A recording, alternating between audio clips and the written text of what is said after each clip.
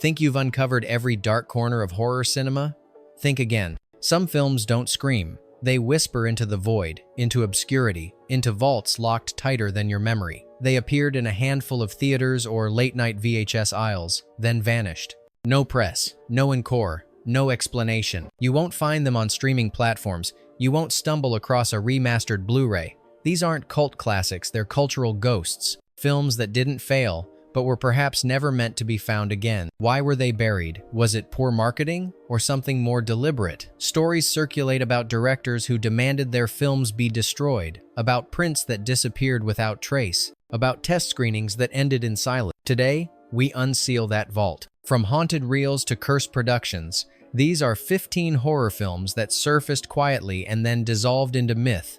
Not forgotten because they were bad, but because someone didn't want them remembered. Let's step into the shadows of the unseen. Hasson, the amusement park, 1973. A disoriented elderly man enters an amusement park.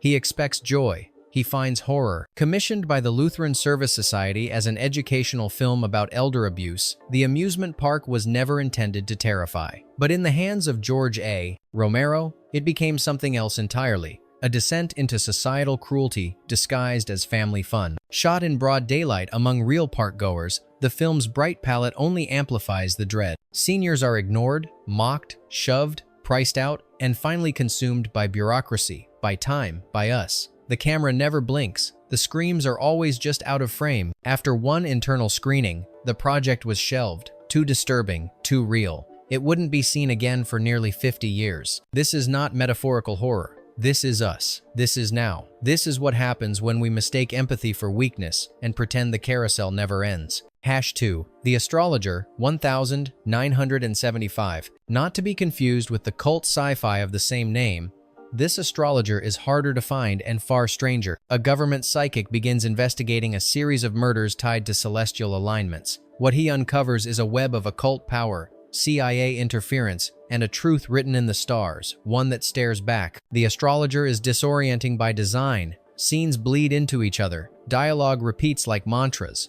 Editing shifts time, perspective, and meaning deliberately. Some claim it was re-edited after its limited release due to viewer confusion. Others say the film was never meant to be linear or human. The sound mix is uneven, the colors oversaturated, the plot barely coherent, and yet it feels like prophecy, like a film made by something using cinema as a transmission device. It was released quietly, then vanished. Almost no reviews, no home video, only whispers, and the rumor that the stars in the opening sequence were real celestial events, ones tied to deaths. This isn't a movie, it's a signal. #3. The Child, 1977. She's small, she's quiet, and she speaks to the dead. In the outskirts of 1942nd, California, a nanny takes a job watching over an eerie young girl. The girl's mother has died. The girl's father is distant. And some things are crawling in from the woods at night. The child unfolds in a haze of grain and shadow. The performances are stiff, almost stagey, but that's what makes it worse. Everyone feels like they're trapped in someone else's dream, moving on cue, saying lines they didn't choose. And the girl, she never breaks character. The horror isn't loud. It's slow, shambling, inevitable. Dead things move strangely, eyes glow in the dark, and the girl smiles like she knows she won't have to lift a finger to hurt you. Released under various titles, poorly marketed, The Child never found a home. Perhaps it was too quiet, or perhaps it showed us something we weren't ready to name. That innocence, when cracked, becomes the most terrifying mask of all. #4. The Passing, 1983. Two elderly men volunteer for a radical life extension experiment. But instead of youth, they find memory fractures, body horror, and the disturbing realization that their pasts are not entirely their own. The Passing is not your typical horror film. It's quiet, meditative, shot over years on a shoestring budget. It blends sci-fi, mortality, and the uncanny with a restraint that feels almost sacred. There are no monsters, only men losing themselves. The tone is funereal, lighting is stark, sometimes institutional. Flashbacks bleed into hallucinations. Dreams decay into confessionals. When the experiment begins, it doesn't feel like progress. It feels like a slow, surgical erasure of identity. It's a horror of disappearance, of self, of memory, of purpose. What if the thing you tried to escape by cheating death was already inside you? The passing played once, briefly, in a few underground circuits. Then it was gone. Even its digital restorations feel haunted, like the image never wants to fully render. Some films vanish. This one feels like it's vanishing as you watch. #5. Premonition, 1972. A college student begins having vivid visions of death, his own, and others. The problem? The visions aren't warnings, they're invitations. Premonition unfolds like an open wound. Barely explained, utterly bleak. It deals not in exposition but in sensation, how dread builds inside the body, how fate can feel like déjà vu, how horror is sometimes just knowing. It moves slowly, like something stalking you in a mirror. The acting is raw, unrefined, intentionally so. You're not watching characters. You're watching people fall apart under a force that offers no reason, no escape, and no climax. Cinematography is washed in earthy browns and bruised blues, each frame like a Polaroid pulled from a fire. Sound design favors droning winds, sudden silences, and low, animalistic breathing often before anything actually happens. Premonition barely registered upon release. Its reels were shuffled, renamed, misfiled. For years, collectors argued whether it ever truly existed. But every now and then, someone finds a tape, and they all say the same thing.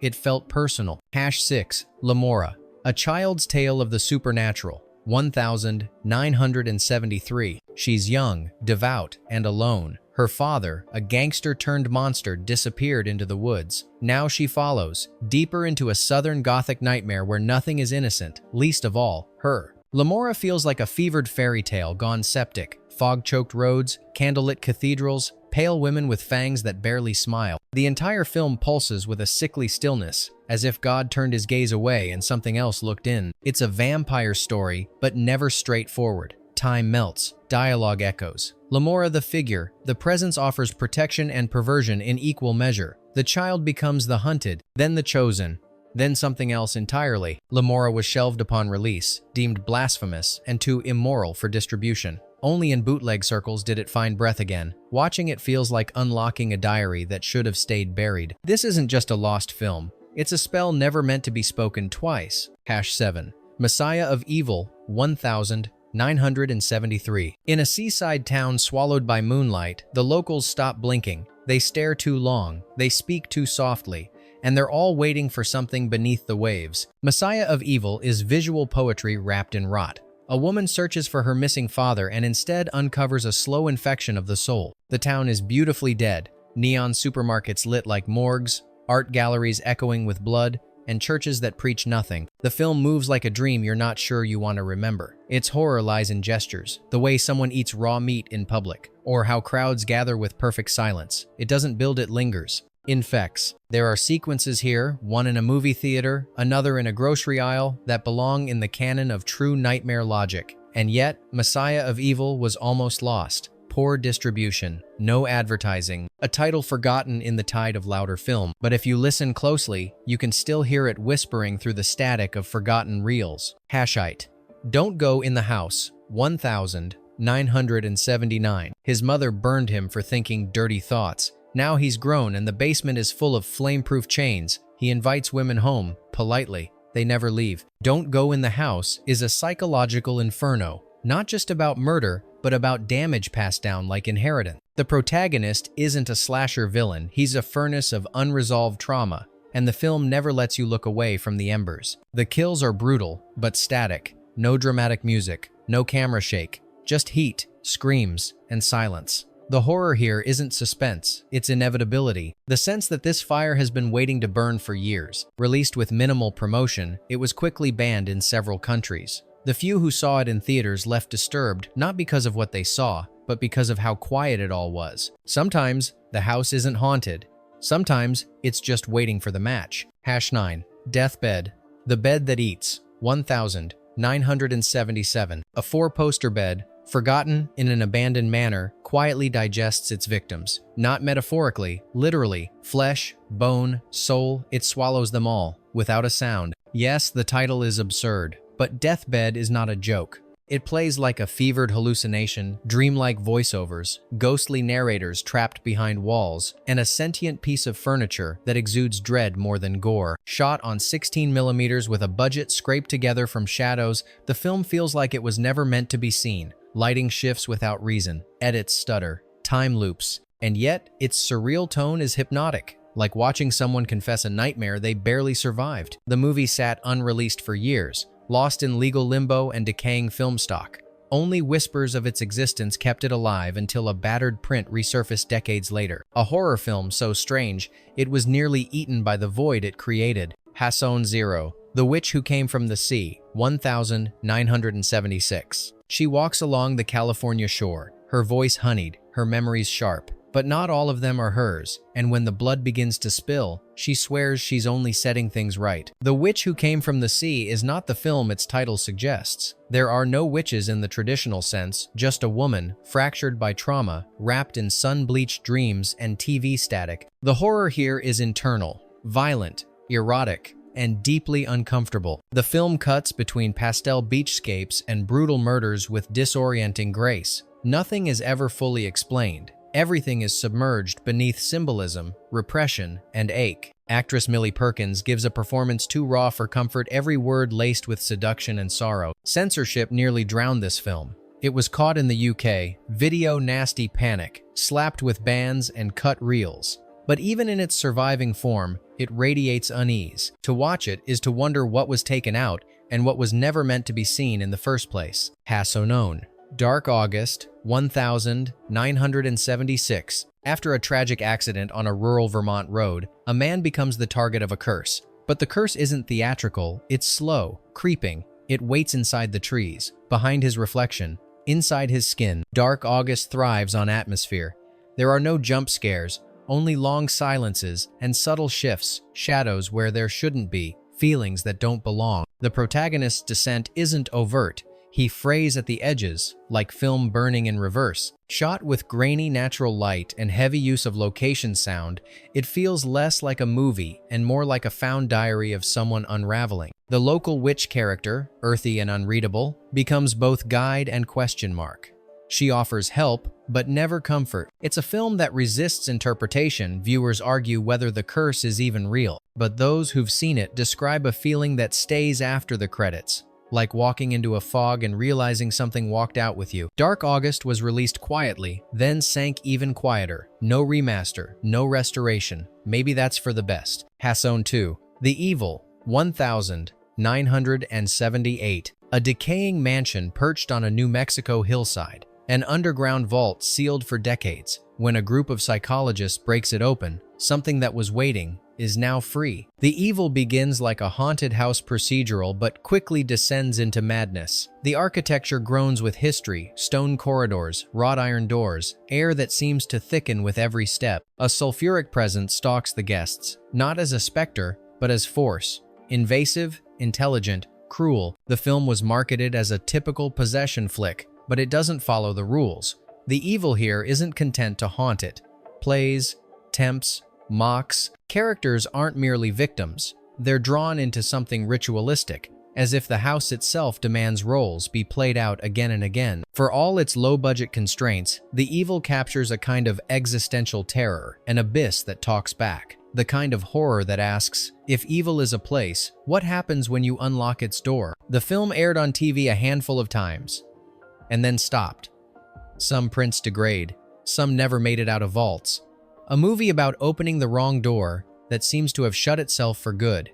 Hasson 3, Ruby, 1977. She was a mobster's mole once. Now Ruby runs a drive-in theater in the Florida swamps. But the dead have a way of calling home, especially when the projector starts rolling. Ruby is drenched in Southern Gothic decay. Blood-soaked memories seep into the screen as Ruby's daughter, silent and telepathic, begins to unravel. Lights flicker, specters linger, and then the reel clicks, revealing more than just a forgotten film. What begins as a 1,950 seconds ghost story veers hard into telekinesis, possession, and the rage of the unliving.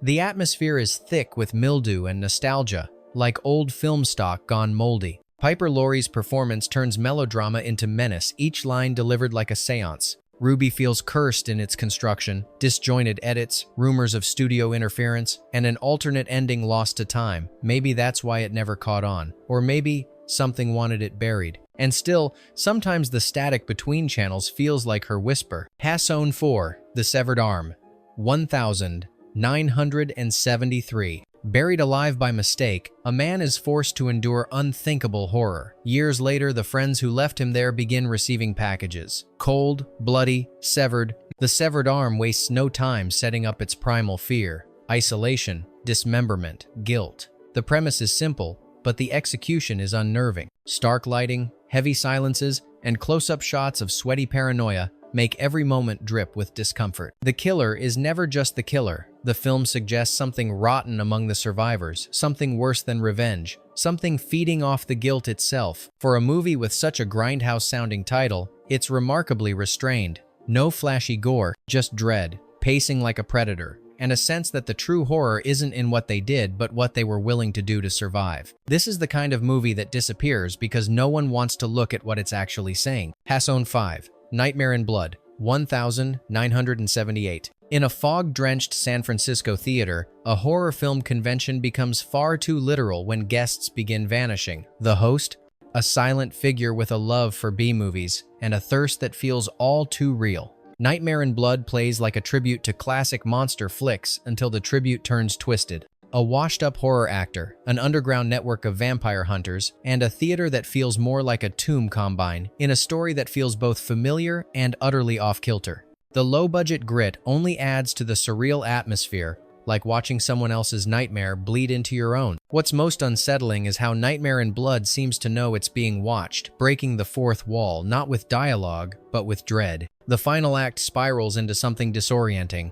almost self-aware, and then it ends. Released barely, screened rarely, remembered faintly. A film about monsters that perhaps revealed too much about the real ones behind the curtain. Bonus pick. Before we wrap, here are 3 more horror films you need to add to your list. But let's be honest, this one you probably can't find. And if you do, watch it alone. The Intruder, 1975. A man checks into a crumbling boarding house. No one else seems to be there, at least no one visible. Shot on faded Super 8, The Intruder is a Canadian ghost story that plays like a sleep paralysis hallucination. The camera rarely moves, rooms feel still but not empty, doors open slower than they should, clocks tick out of sync, and every footstep feels one beat too close. There is no gore, no music, just a man, a hallway, and something that waits outside the frame. Whispers creep in under the dialogue, sometimes reversed, sometimes in children's voices. They say it's the real degrading. Others disagree. What little is known of The Intruder comes from collectors' forums and secondhand screenings. No studio has claimed it. No director has stepped forward. It is referenced in film zines from the 80 seconds, but always vaguely, as if afraid to name it directly. The final scene, never confirmed, only described allegedly, cuts to black mid-breath. Some say the film itself is cursed. Others say it was an art experiment gone wrong. But those who've seen it agree on one thing: it's not about what's in the house. It's about what watches you when you leave. If you're drawn to the shadows where stories fade, reels rot, and whispers replace memories, then you've found the right place. There are more films like these, forgotten, hidden, or perhaps buried for a reason. We'll keep digging, and if you're still watching, maybe you will too.